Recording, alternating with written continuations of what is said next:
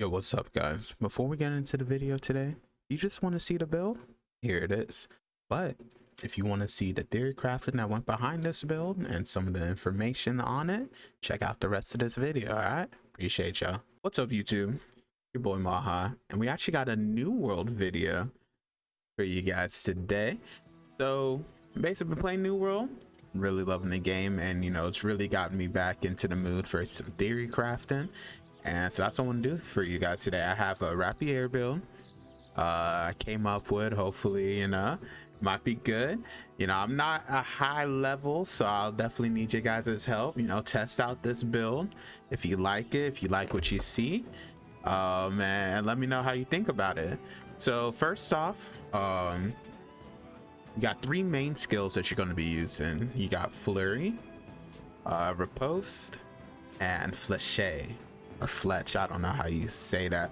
The perks that you're going to want to take are all the main passive perks in these main skill lines. So Flurry, you're going to want to go all the way down. You want your Overwhelm, Bleeding Strike, To the Bone, Finalize, Riposte, again all the way down, Insult to Injury, Priority, Lasting Consequence, and then for Fléché, you want Quick Lunge, Backside, and Interruption. Now, some of the most important perks within those passive skill trees, you'll have Quick Lunge, which reduces your ability cooldown by 80% when getting a killing blow. There's Insult to Injury, which after you successfully trigger Repose, you become uninterruptible for 3 seconds. And then Bleeding Strikes. Each hit of Flurry reduces the cooldown ability by 7%. The way you want to go about the build, basically, you're going to set up a wave, you riposte the damage, you get the stun on them, then you get to use your Flurry. Open up on them. Assuming the wave is big enough, you probably will get Flurry back. So if you want, you could use Flurry once again right away. Once the enemies are low enough, you then are able to use Fléché, spin all through them, get a reset that way. Especially if you kill multiple, you'll have it up instantly. You keep spinning, and that's basically the build. Really fun. Some important other passes that you'll take to round out the build: Refreshing Strikes, On Guard, Light Edge, Desperation, Red Curtains, Swiftness, and lastly, Momentum. Momentum is something where you're going to be able to utilize your passive while also weaving in autos. Momentum also synergizes very well with Backside. You know, if you're able to get a crit with that light attack, or the heavy attack, that increases damage exponentially. I would assume, again, we're theory crafting here.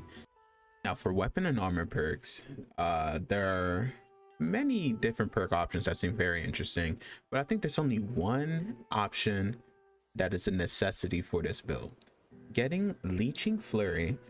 This allows your Flurry strikes to restore a percentage of damage as health. Obviously this is great. It gives you some extra healing in your kit if you're not using a secondary that allows for healing.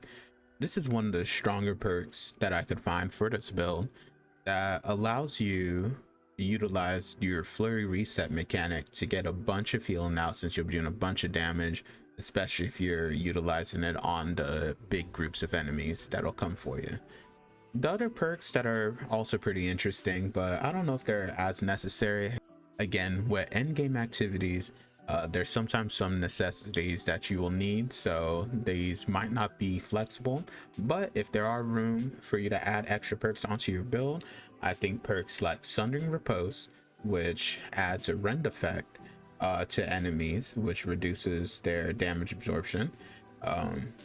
There is Refreshing Fléché, where if you get a hit with Backstab, so if you're using the ability where you use Fléché, you spin early, but then you're able to get a crit and use that also helps reduce the cooldown. So you might not get a full reset, but it helps lower it a lot. And Refreshing Move, which is with your light and heavy attacks, which you should be utilizing, especially the light attacks, since you get extra damage with your middle swipes. This reduces the cooldown of all your active abilities, and so getting all these autos where especially you're getting crit damage, and on top of that you're getting boosted damage, this is something that you want to always be weaving in your autos. So this could also be a very strong perk. One thing to note, again, this is a more of a solo player build, PvP or coordinated group play. I tried the first expedition we're allowed to do, and it was a little difficult utilizing the build with other randoms, but you get a coordinated group, you're grouping up all the enemies together, you could definitely get huge damage, especially with the flurry. Well everyone, that is the build. I hope you guys enjoyed this video. I would love to make more content like this. Let me know in the comments down below what weapon I should theory craft next.